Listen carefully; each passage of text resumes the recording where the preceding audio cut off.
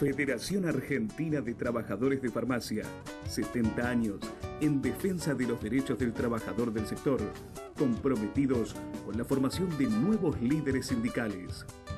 Obra social del personal de farmacia, el mejor remedio para su salud. Turismo Social de FATFA piensa en el descanso de todos los trabajadores de farmacia, ofreciendo un gran circuito hotelero en todo el país. Instituto Superior de Formación Tecnológica de FATFA apuesta al crecimiento profesional de todos los trabajadores de farmacia en el país.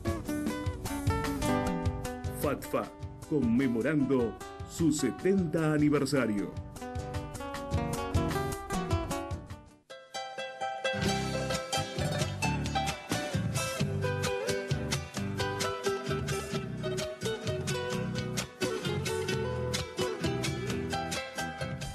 ¿Qué tal, amigos? ¿Cómo están ustedes? Bienvenidos como todas las semanas a este programa de Proyecto Federal. El día de hoy en la emisión número 579.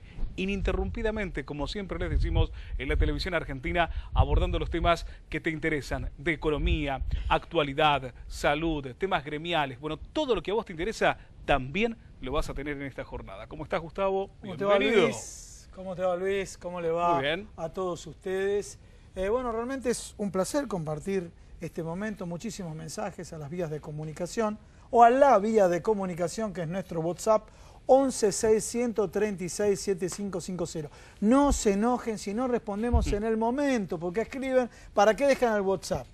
Lo dejamos porque después la producción se contacta con cada uno de ustedes a los temas que estén relacionados en el programa, en cada uno de los programas. Bueno, como lo dijo Luis, primera parte, temas de actualidad, actualidad económica, actualidad previsional. En la segunda parte, temas de actualidad vinculado con la salud.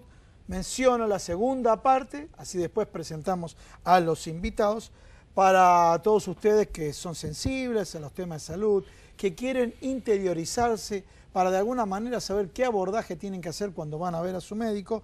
Tenemos al doctor Bruno Bustos, que es médico oncólogo, que va a hablar de cáncer de cuello de útero. Y también tenemos a la doctora Graciela Cersósimo. Cersósimo. Ella es jefa del servicio de Parkinson y movimientos anormales del Hospital de Clínica. Justamente vamos a hablar de Parkinson. ¿Qué es el Parkinson? ¿Qué es el Tal Parkinson? cual. ¿A qué edad aparece?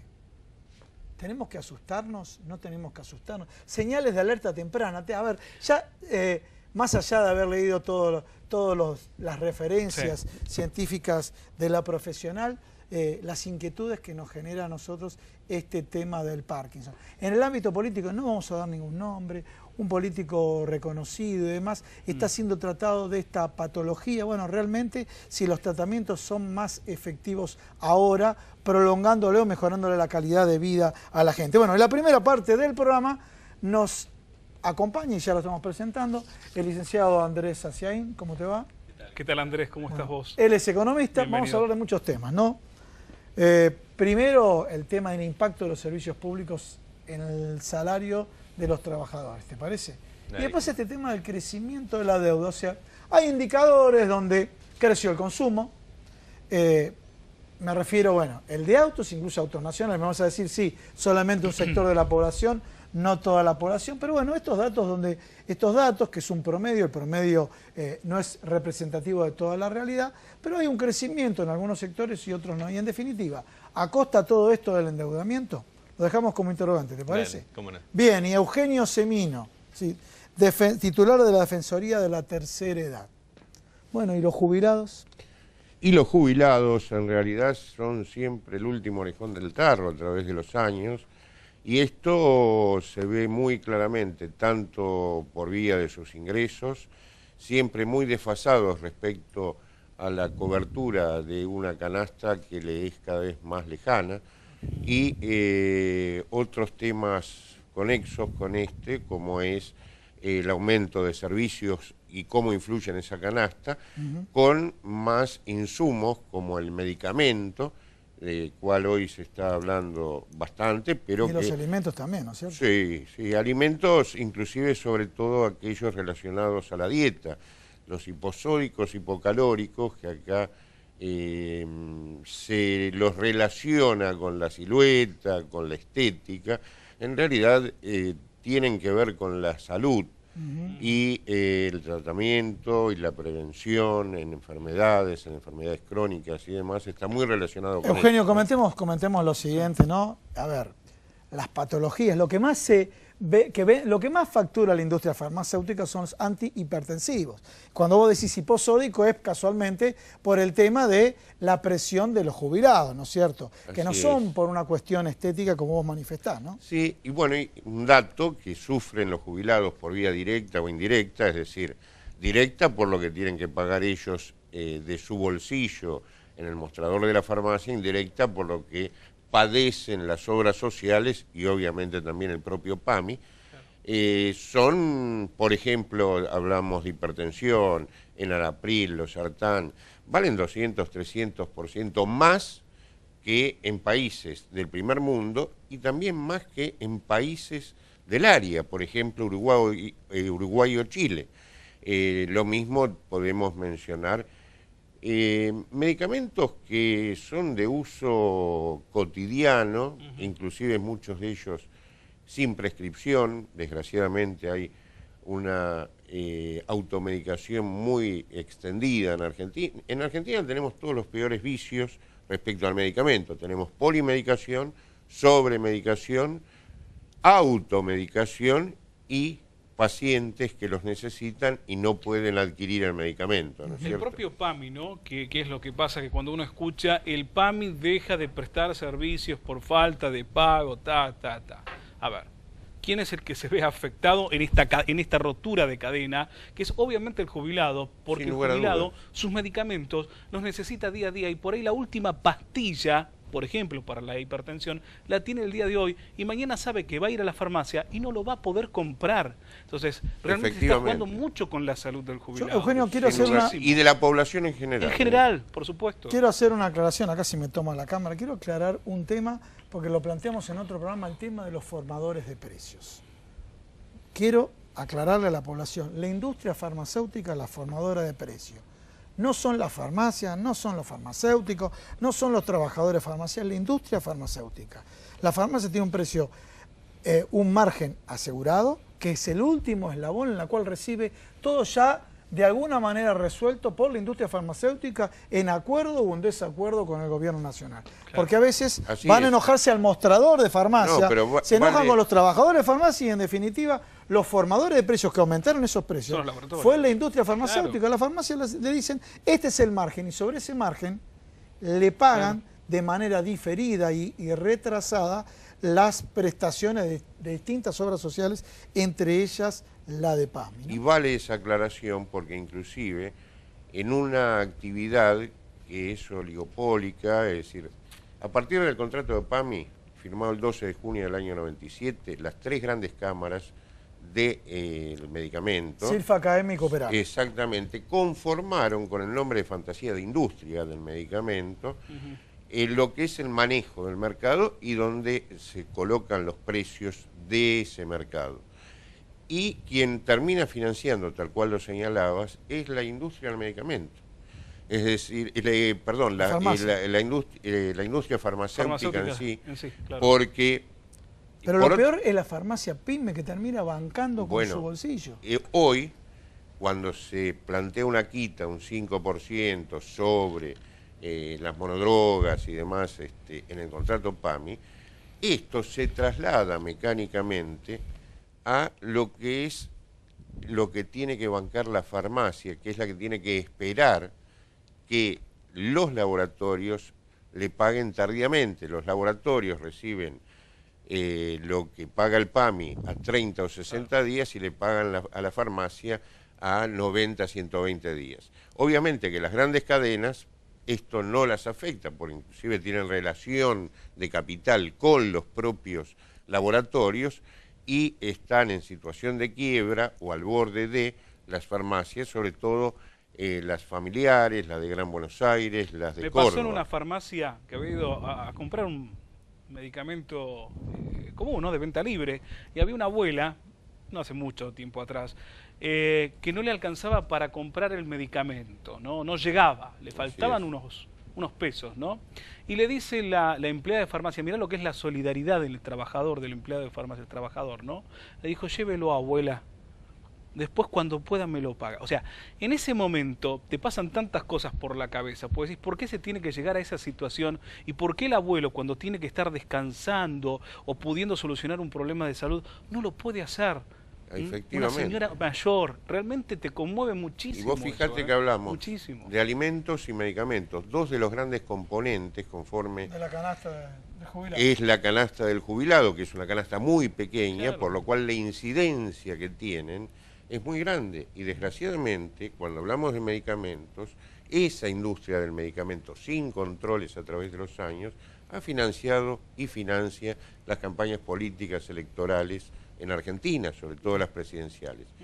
Recordemos caso Capaccioli, recordemos la condonación de deuda de 1.300 millones de pesos en el 2016, se puede ver, es la resolución 0029 que está en los boletines de PAMI de marzo del 16, eso es lo que se puso en la campaña electoral de 2015, es decir, con su enfermedad, con su cuerpo, siguen financiando los jubilados. Obviamente, los servicios, decíamos, la vivienda, la afectación que hay de la vida cotidiana de 4 millones de jubilados que hoy están percibiendo 8.000 pesos, nadie me ha podido demostrar que con eso se puede vivir en Argentina, es lo que en realidad no solo tiñe la situación del actual jubilado, sino del jubilable.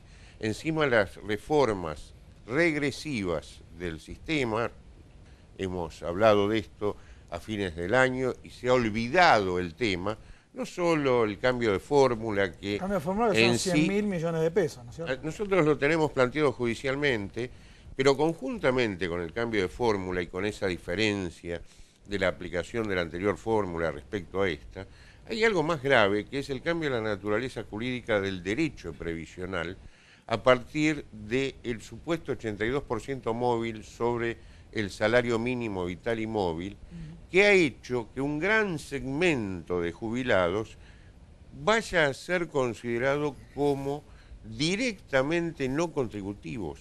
Es decir, ese reconocimiento que parece inocente para aquellos que aportaron los 30 años al sistema, está diferenciando a 2/3 de la mínima, de los que cobran la mínima, 2,5 millones, y los está llevando al rango de no contributivos. Por eso estamos ante una situación que afecta la constitución del derecho, no solo del jubilado actual, como decía anteriormente, sino del trabajador. El trabajador hoy se ve aportando para un sistema que no lo va a contemplar en términos de que no se reconoce el pacto generacional, el pacto de solidaridad que tenía históricamente la previsión social. De esos 4 millones de jubilados, ¿cuántos pertenecen a PAMI? Bueno, la gran mayoría. PAMI absorbe un padrón de 5 millones de jubilados y pensionados, y pasan al PAMI también los que van siendo parte de la PUAN, ¿no? La pensión universal del adulto mayor, que si bien tiene algún tipo de beneficio para aquel que no tiene aportes, en realidad tiene el riesgo que señalaba anteriormente. Se está discutiendo entre bambalinas, no públicamente, una supuesta reforma estructural de la seguridad social con 3 grandes pilares. Un gran pilar, los no contributivos, por eso hago esta salvedad a la cual aludíamos anteriormente. Una columna que se va achicando, que va siendo la de los contributivos puros, es decir, 30 años de aportes. Generacionalmente esto cada vez va a ocurrir menos.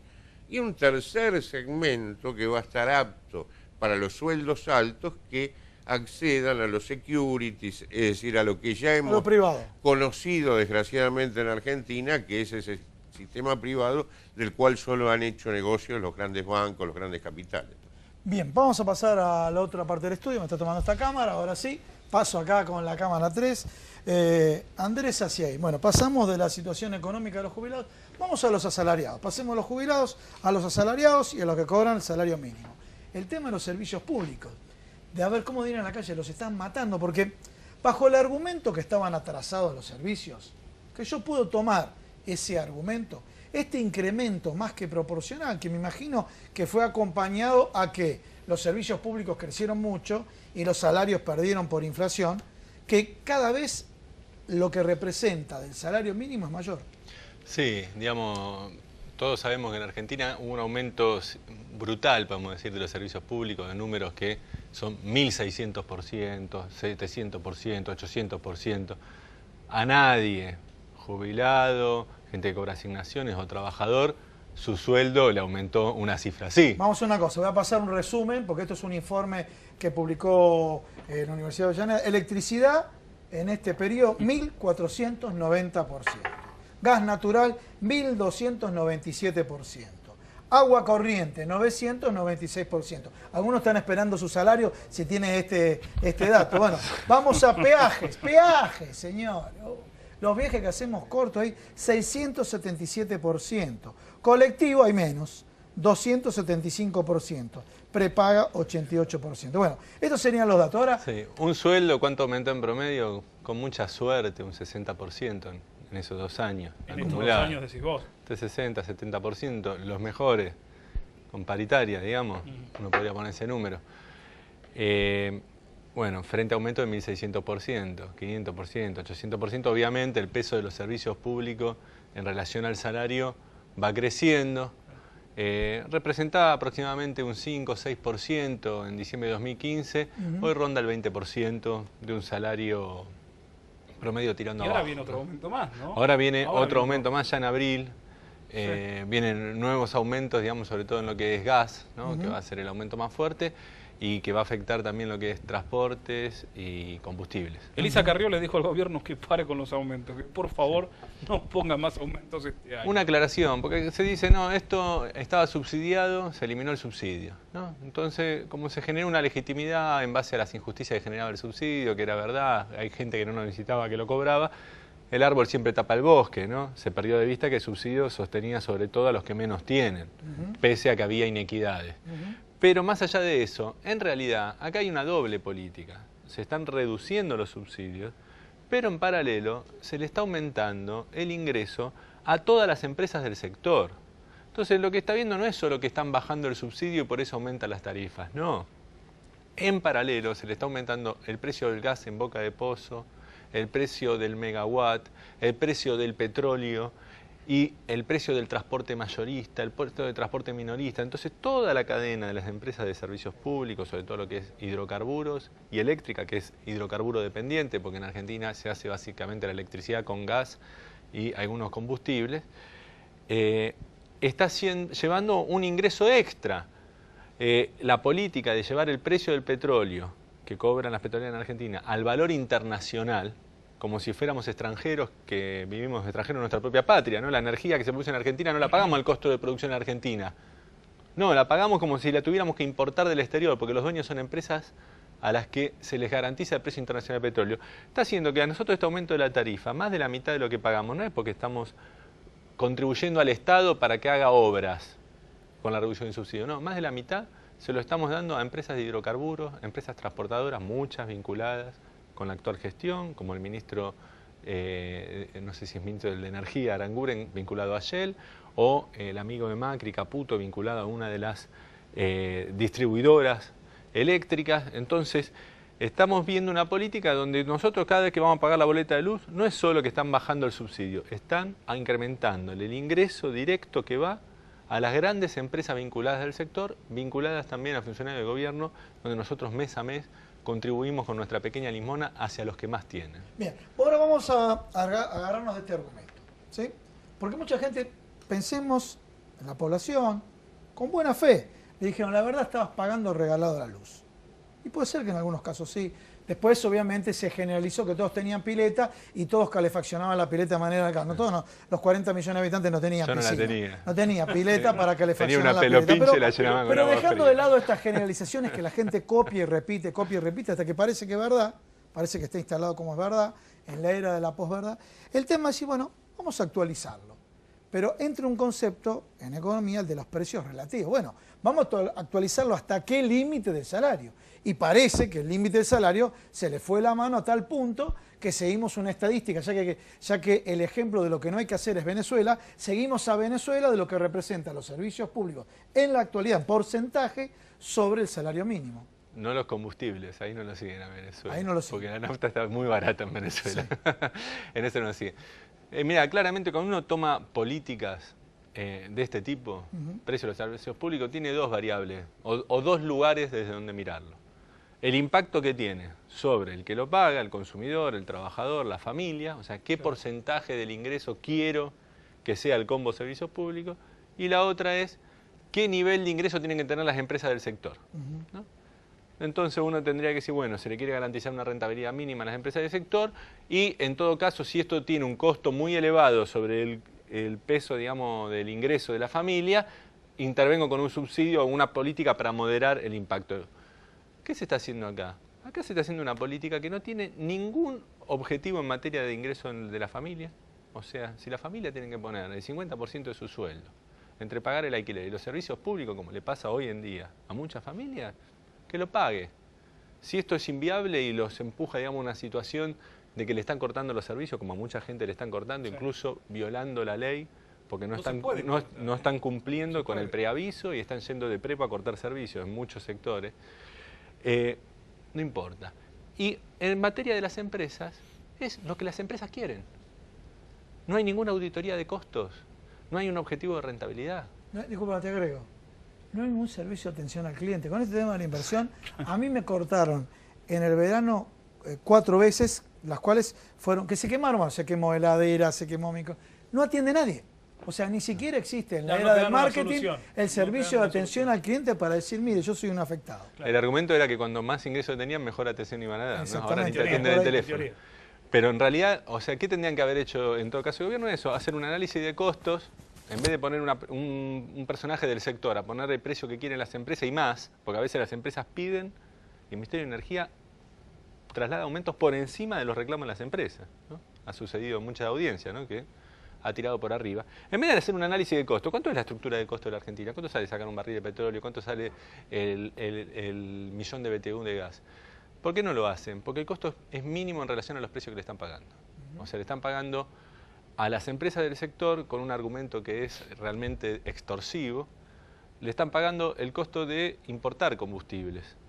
Cuando se importa en realidad el 15% del abastecimiento que necesitamos para generar energía en la Argentina viene de afuera. 20% con toda la furia. El resto, el 80% que se produce localmente, tiene un costo mínimo en relación a los precios que le están garantizando.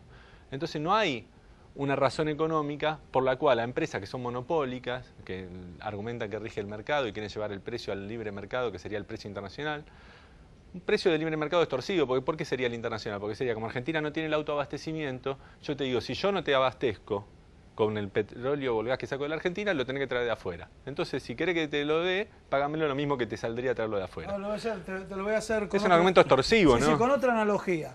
Vamos a calcular los precios como si Argentina tiene producción cero de hidrocarburos. Claro. ¿Por qué? Porque el libre mercado lleva una extorsión. Porque si vos estás, que necesitas abastecerte sí o sí, y tenés que si no te lo vende la única opción es traerlo de afuera a un precio sideral, y sí, se lo tenés que pagar una fortuna de este tipo. Pero es una posición extorsiva de monopolio, como cuando pasa, no sé, yo vivo en las islas, digamos, en el Delta. Y sí, por ahí tengo que comprar algo, no hay ningún lugar, vos vas a un negocio en el Delta y te arranca la cabeza. Pero eso es una situación de excepción, no es una situación de mercado. Hay un oferente, no hay oferta y el precio no tiene relación con los costos. Bueno, acá se están aprovechando lo mismo. Como Argentina perdió el autoabastecimiento, las empresas del sector están diciendo, vos querés gas, querés petróleo, se sientan sobre el gas y el petróleo argentino, porque sigue siendo argentino, sí, porque los propietarios son las provincias, de acuerdo a la Constitución Nacional, se sientan sobre ese gas y el petróleo argentino y nos los venden como si fuéramos extranjeros al precio internacional. Y eso lo llaman las leyes del mercado. No son las leyes del mercado, son las leyes de un apriete. Te estoy extorsionando porque no hay un mercado competitivo con muchos oferentes que estén dispuestos a vender a un precio que tenga alguna relación con los costos de producción. El precio no tiene ninguna relación con los costos de producción en Argentina. Es el precio de importación de combustible cuando se produce en Argentina, no lo traemos de afuera el 80% de nuestro combustible, nuestro hidrocarburo. Y esto le impacta a toda la matriz, porque impacta en los combustibles, impacta en el gas, en el precio que nos llega al gas, pero también en la energía eléctrica, porque se hace en base a gas y combustible, impacta en el precio del transporte. Entonces, la matriz de todos los servicios públicos está con una política que, por ejemplo, se le garantiza el precio internacional dolarizado. Entonces, sube el dólar y automáticamente le suben el precio a las empresas del sector y viene un tarifazo. Sube el barril a nivel internacional, automáticamente a los argentinos tenemos que pagar más el precio de la energía, del gas o de los combustibles. ¿Y qué pasa? Que en realidad no aumentó por ahí el costo de extracción. Entonces no tendríamos por qué pagar más caro algo que no le sale más caro sacarlo a las empresas. Vamos a cerrar este bloque, voy a agregar un comentario a lo que dijiste que fue clarísimo, ¿no? Clarísimo. Señores, los empresarios, los comerciantes, los empresarios pymes también la están pasando mal. Muchos han abierto negocios que los cerraron rápidamente. Entonces, vamos a seguir lo que dice Andrés Ezeaín, bajo el argumento del gobierno. La ley de mercado no lo podés pagar, que no lo comparto, ¿no es cierto? Pero agreguemos esto. Hospitales municipales, no quiero dar la lista porque tengo varios. Se le hizo impagable la tarifa de servicios públicos. Y cuando uno mide, me da más que este 1.400 promedio que estamos dando acá. A algunos le da 2.000%. Hospitales, ¿sí? Fíjense hasta dónde llega, ¿cómo lo puedo llamar? Insensibilidad, falta de visión, muy poco clara segmentación, pero hasta la salud pública se ve afectada con este tarifazo. Vamos a un pequeño corte y vamos a continuar. Vamos a hacer una pregunta a cada uno para cerrar este bloque. Vamos a un corte.